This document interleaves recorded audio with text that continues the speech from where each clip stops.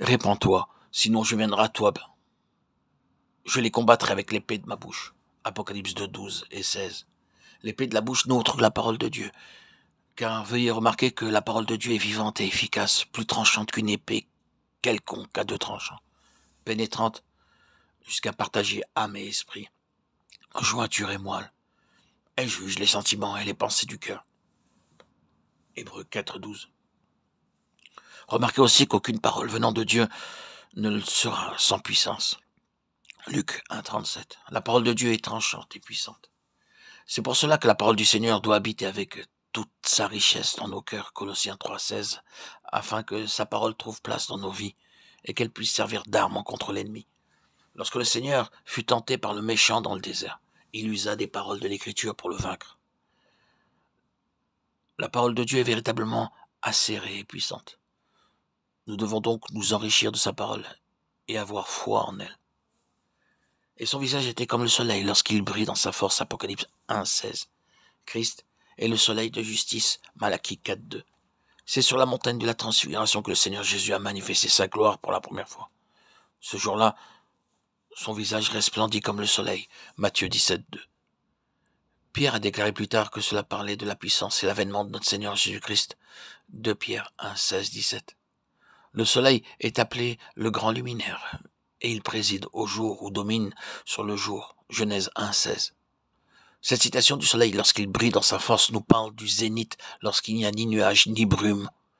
Cela se réfère à la gloire et à l'autorité du Seigneur pendant le millénium. L'apparition du Seigneur Jésus dans l'Écriture est représentée par l'étoile du matin et par le soleil. L'apparition de l'étoile du matin est pour les saints et celle du soleil pour le monde tout entier. L'étoile du matin paraît juste un peu avant l'aurore, et seuls ceux qui veillent peuvent la voir. C'est pour cela que les chrétiens doivent être très vigilants. Lorsque paraît le soleil, tout le monde peut le voir.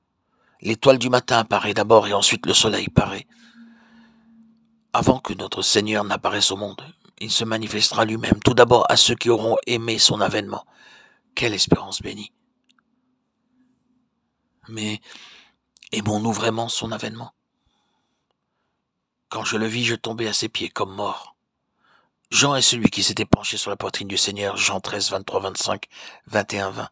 Mais lorsqu'il vit celui qui venait pour exercer le jugement, il tomba aux pieds de Jésus comme mort, à cause de sa sainteté, de sa gloire, de sa majesté et de sa puissance.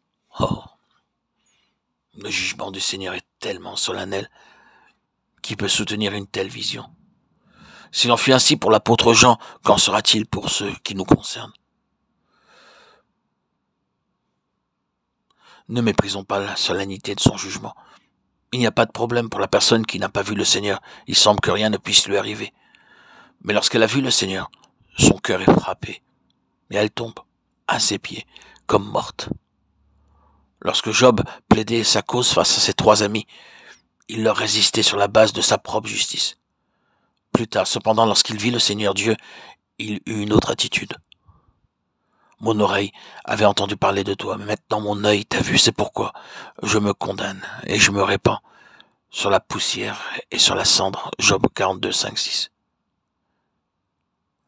Lorsque le prophète Ésaïe vit le Seigneur assis sur un trône très élevé, Ésaïe 6, 1, il ne put que s'écrier « Malheur à moi, je suis perdu, car je suis un homme dont les lèvres sont impures. J'habite au milieu d'un peuple dont les lèvres sont impures, et mes yeux ont vu le roi, l'Éternel des armées. » Ésaïe 6, 5.